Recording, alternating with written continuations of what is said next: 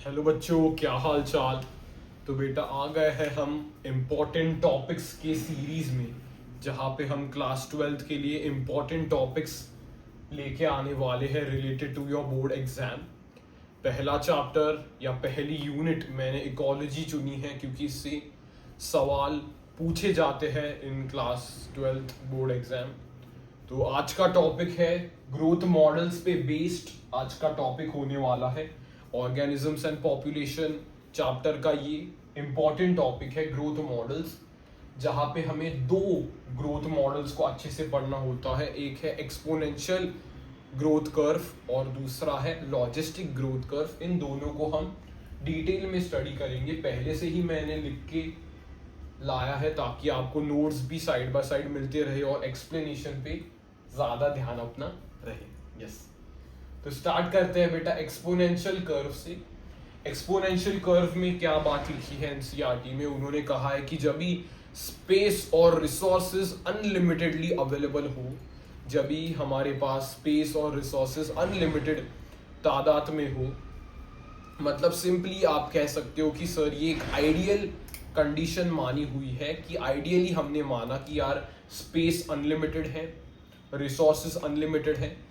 तो आपको कंसेप्ट मालूम है एवोल्यूशन वाला कि सर डार्विन साहब ने कंसेप्ट दिया था, दैट इज रिप्रोडक्टिव फिटनेस वाला। रिप्रोडक्टिव फिटनेस वाला एक कंसेप्ट यहाँ पे आता है कि सारे रिसोर्सेज हमने उस एनिमल को, इस स्पीशी को दे दिए, स्पेस भी हमने उसे अनलिमिटेड दे दी, रिसोर्सेज भी अनलिमिटेड दे दी, तो वो अपनी पूरी रिप्रोडक्टिव कैपेसिटी यूटिलाइज करता है और ज्यादा से ज्यादा ग्रो होता है, ज्यादा से ज्यादा ग्रो करने की कोशिश करता है, ज्यादा स्प्रेड, अपनी प्रोजेनी को ज्यादा स्प्रेड करने की कोशिश करता है।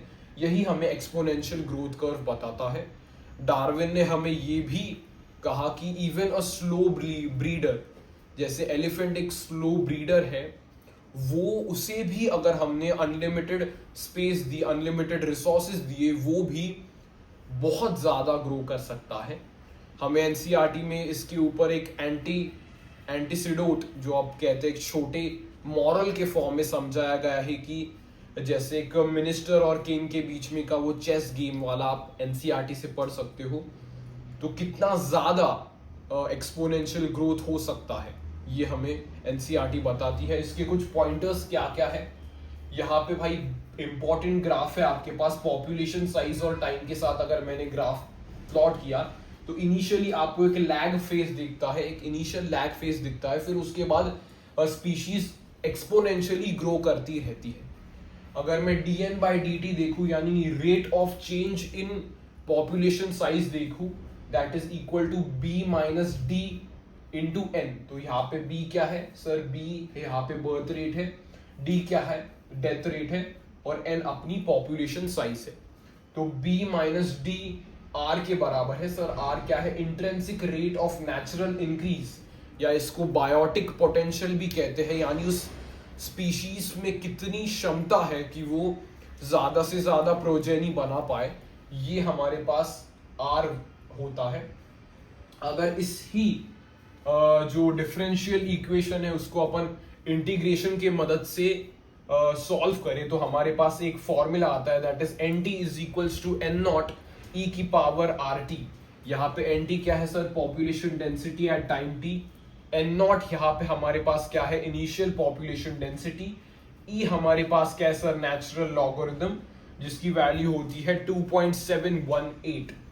और r आपने देखा sir intrinsic rate of natural increase है, t हमारे पास टाइम है। तो ये हमें पूछा जा सकता है कि भाई सिंपल, ये आप पूछ सकते हो, एक्सपोनेंशियल कर्व से रिलेटेड सवाल आता है तो इसके बेसिस पे सवाल मिल सकता है। यहाँ पे कुछ r वैल्यूज आपको एनसीईआरटी में दिए गए हैं, इन r वैल्यूज से भी सवाल बन सकते हैं। जनरली डायरेक्ट याद बेसिस पे बोर्ड सवाल कम पूछता है, लेकिन कंपैरिजन पे पूछ सकता है। तो नॉर्वे रैट का कितना है सर, 0.015 है, फ्लोर बीटल का 0.12 है, ह्यूमन की पॉपुलेशन 1981 में 0.0205 है। यहाँ पे मैंने डबलिंग टाइम भी लिखा है क्योंकि आपको ये भले ही छोटे नंबर्स दिख रहे होंगे, लेकिन अगर हम परसेंटेज में कंपेयर करें तो ये 12% होता है, ये अप्रोक्सीमेटली 2%, तो परसेंटेज में this becomes a big number. तो यहाँ पे डबलिंग टाइम फ्लावर बीटल का कुछ अप्रोक्सीमेटली 6 to 7 ईयर्स होता है, और ह्यूमन पॉपुलेशन का उस समय के according 33 to 34 years doubling time है। लेकिन अभी ये डेटा कुछ 0.03 तक चला गया, इसलिए अभी डबलिंग टाइम अप्रोक्सीमेटली 28 ईयर्स तक आप मान सकते हो, जहां पे पॉपुलेशन डबल करती हुई दिख सकती है। तो ये हमारे पास था भाई exponential growth curve. Simple exponential growth curve में आपको सिंपल सवाल क्या मिलेगा, एक स्टेटमेंट पूछ सकते हैं कि सर अगर अनलिमिटेड फूड और रिसोर्सेज है तो कौन सा कर्व होगा, तो एक्सपोनेंशियल ग्रोथ कर्व होगा। इसका शेप कैसा होता है सर, जे शेप होता है। इसके रिलेटेड आप इक्वेशन लिखिए, तो ये डिफरेंशियल फॉर्म, ये इंटीग्रल फॉर्म, ऐसे 2-3 सवाल पूछ सकता है। या फिर एमसीक्यू में आर वैल्यू के रिलेटेड भी सवाल पूछ सकता है। ये आइडियल केस होता है, ये ज्यादातर हमें दिखता नहीं है। आइडियली हम एक्सपोनेंशियल ग्रोथ कर्व को पढ़ते।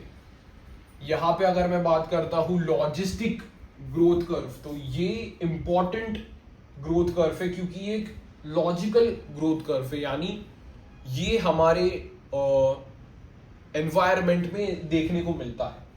ये क्या है sir, when space and resources are limited. जाहिर सी बात है हमारे पास अनलिमिटेड स्पेस अनलिमिटेड रिसोर्स होना इम्पॉसिबल है आज के समय में, इसलिए ये लॉजिकल है। यहाँ पे मैंने पॉपुलेशन साइज वर्सेस टाइम का ग्राफ प्लॉट किया, तो आपको एक एस शेप कर्व देखने को मिल रहा है, जिसे अपन सिग्मॉइड कर्व भी कहते हैं।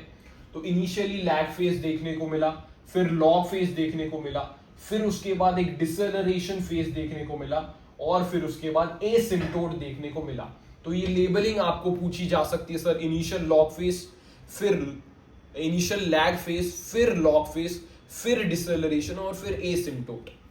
तो एसिम्प्टोट में अगर आपने देखा तो at asymptote n is equals to k, यानी जो पॉपुलेशन साइज है वो k के बराबर होती है। तो सर k का क्या मतलब है, हमारे पास k का क्या मतलब है, k का ये मतलब है कि the maximum number of species and ecosystem sustain कर सकता है।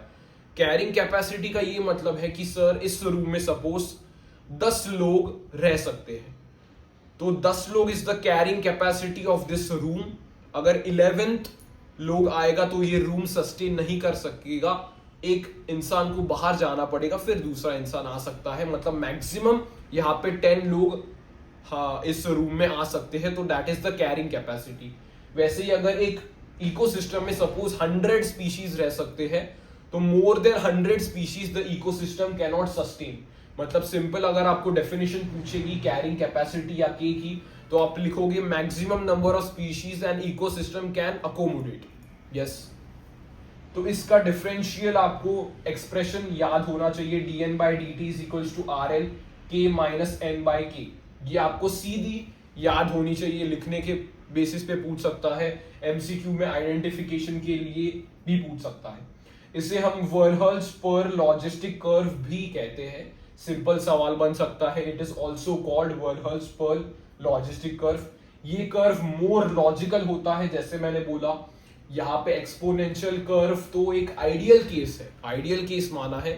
Logistic growth curve is more practical and more logical, क्योंकि ये देखने को मिलता है। ये सिग्मॉइड कर्व है, ये एस शेप्ड कर्व आपको देखने को मिला, क्योंकि ग्राफ का शेप एस की तरह अपने को देखने को मिल रहा है।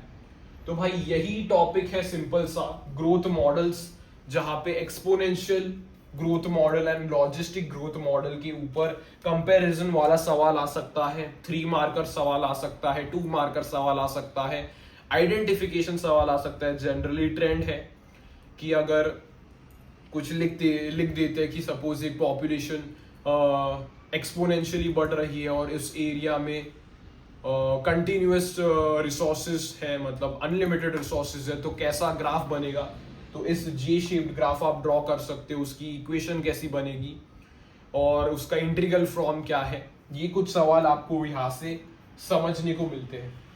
तो ये हमने यहाँ पे कवर किया है कितने, बस मैंने 10 मिनट में आपको ये ग्रोथ मॉडल्स का कंसेप्ट बताया है। इसको जल्दी से हम रिवाइज कर सकते हैं सर, दो ग्रोथ मॉडल्स मेरे दिमाग में आने चाहिए, पहला तो एक्सपोनेंशियल और दूसरा लॉजिस्टिक। एक्सपोनेंशियल की बात की जाए तो एक्सपोनेंशियल आइडियल केस में है जहां पे रिसोर्सेस एंड स्पेस हमारे पास अनलिमिटेड है।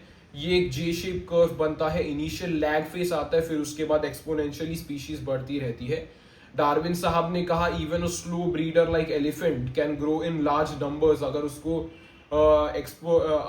उसको अनलिमिटेड स्पेस दी जाए और अगर उसको अनलिमिटेड रिसोर्सेज दिए जाए। फिर उसका डिफरेंशियल कैसा बन रहा था sir, dn by dt is equals to b minus D into N, b minus D is equals to r is intrinsic rate of natural increase और बायोटिक पोटेंशियल भी हम इसे कहते हैं।